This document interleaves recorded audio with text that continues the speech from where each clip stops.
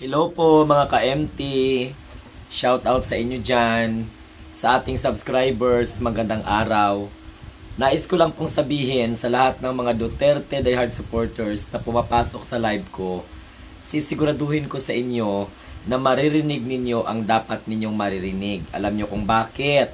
Para matuto kayo at bawas-bawasan nyo ang pagiging bulok na mentalidad nyo, yung pagiging alingangan ninyo, yung pagiging abno ninyo, at pagiging bobo ninyo.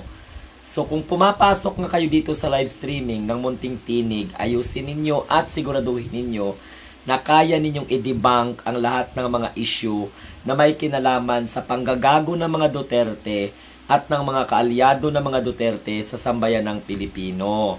Kami na mga sumusuporta kay PBBM, dinidebunk lang namin ang mga kasinungalingan ninyo dahil rinding-rindi na kami sa mga black propaganda ninyo na walang ibang inaangat kundi ang mga sarili ninyong political career. Sabihin ko sa inyo, ang channel na ito 100% pro-government, 100% pro-PBBM, 100% pro-Filipino.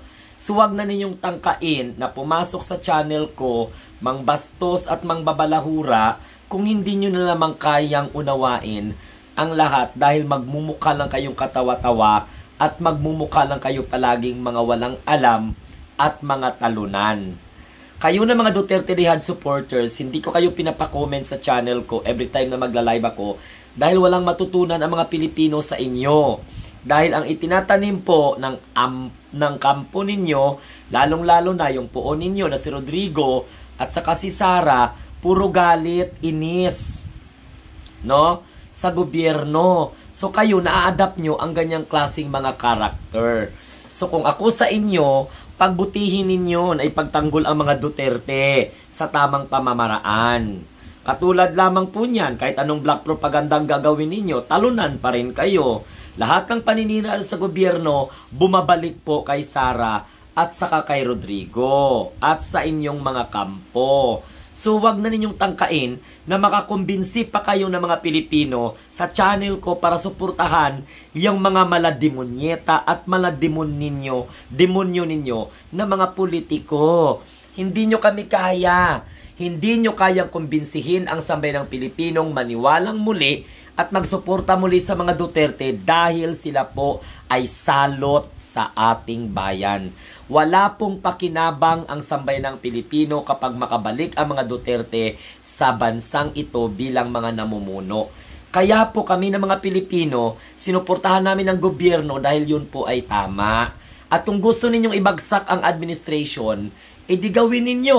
Ang problema, ilan na ninyong taon na binalak pabagsakin si PBBM? May napala ba kayo?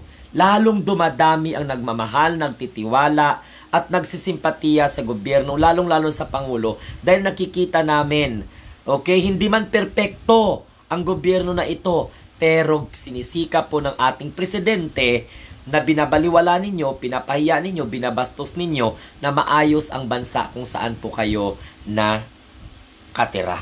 Okay? So kung ayaw ninyo sa trabaho ng ating mahal na Pangulo, di lumayas kayo. Pumunta kayo sa China at doon kayo magpakatuta. Bye-bye. Ay, hindi pa pala. Hindi pa pala bye-bye. Oo, nais ko lang ipaalam sa inyo mga Duterte diehard supporters sa kakatapos lamang ng rally sa Davao na patunayan na hindi pala 100% sulit ang mga taga Mindanao at ang mga taga Davao. Lalong-lalo na po sa Davao del Norte. Okay? So hindi nyo matatalo ang Pangulo. Lalong pong ninyong sinisira, lalo pong naniniwala ang